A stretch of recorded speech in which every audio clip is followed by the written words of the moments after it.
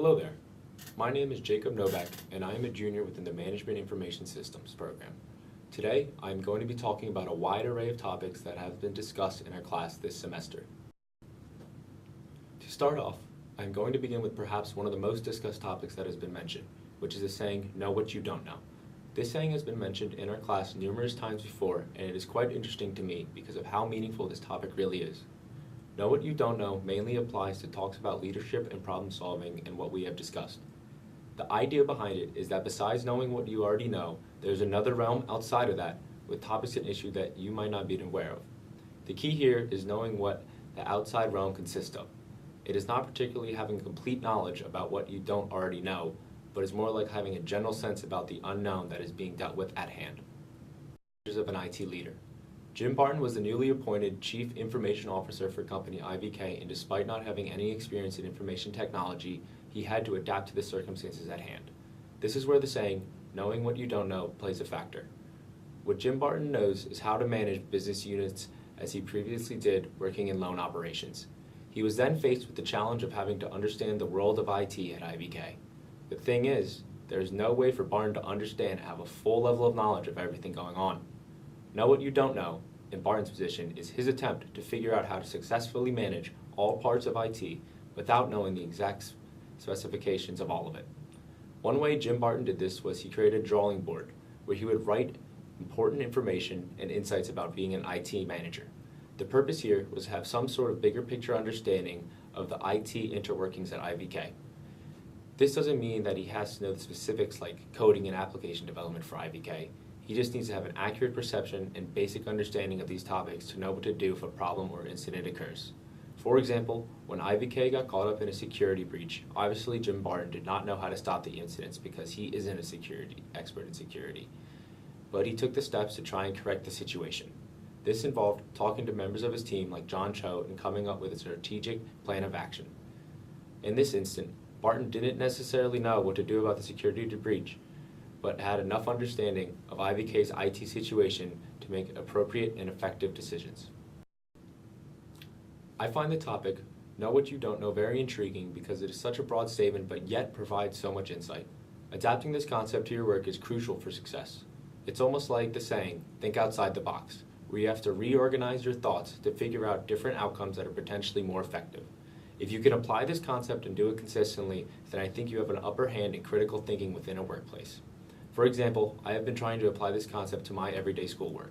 In school, I try to use it for studying. I think to myself after a couple hours into studying, okay, how can I go about understanding this information differently?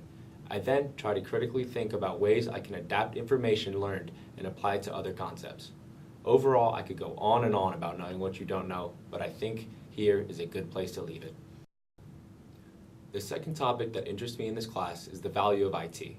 When I thought about IT before this class, I just thought that it was all this technology based with IT computers experts making up the field.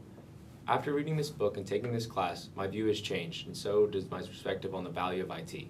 I now see how valuable IT can be within a company, with the key word being there, can be. IT can prove to be valuable if it is effectively used throughout a company.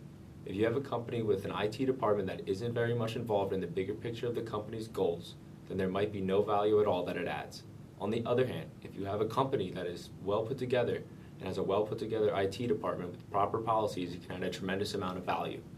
The thing about IT's value in a company is it is totally dependent on how that said company utilizes IT for their day-to-day functionality. What's so interesting about this is that it can be very challenging to grasp business value from IT.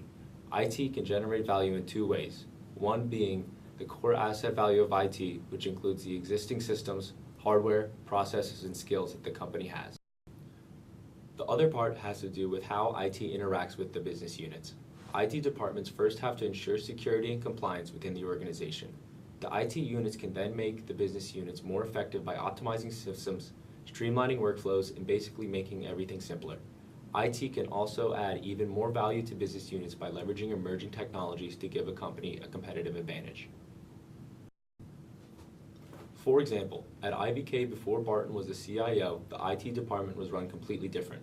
With the past CIO, the IT department was not effectively providing value.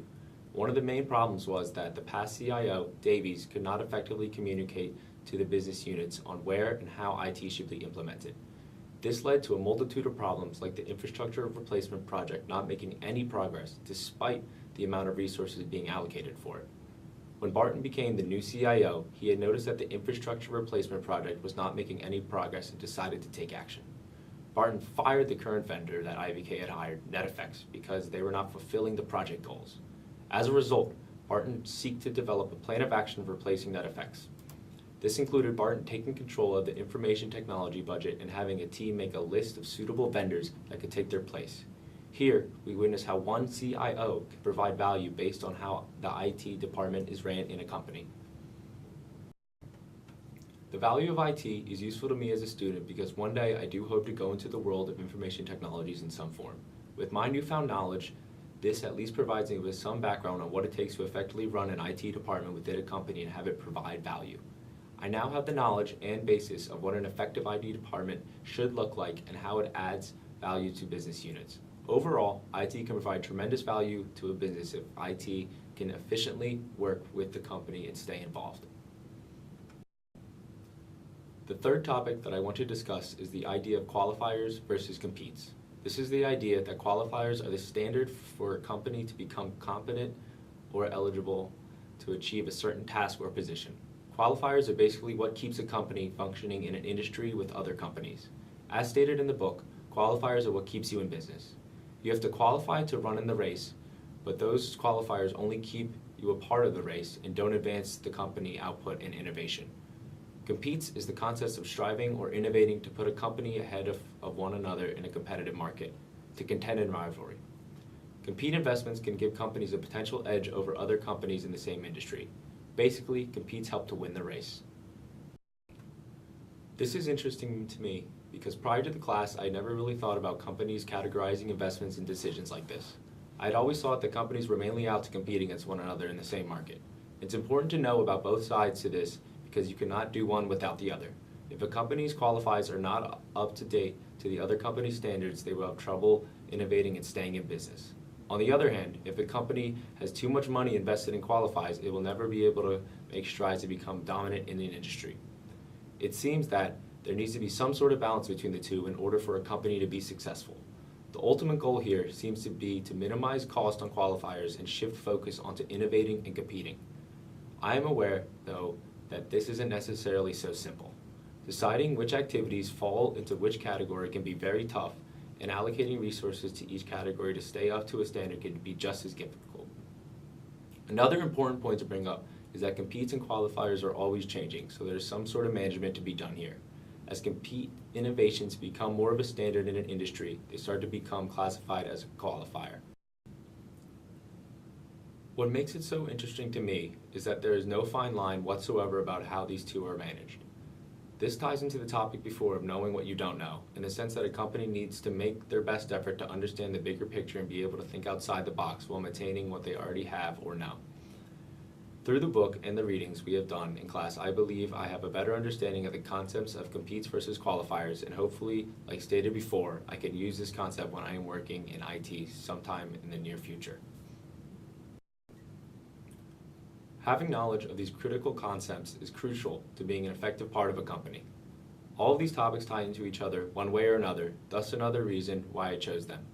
Overall, I have chose these three topics because they have stood out to me the most this semester and have the greatest impact on me throughout taking this class. Thank you for a great semester, and goodbye.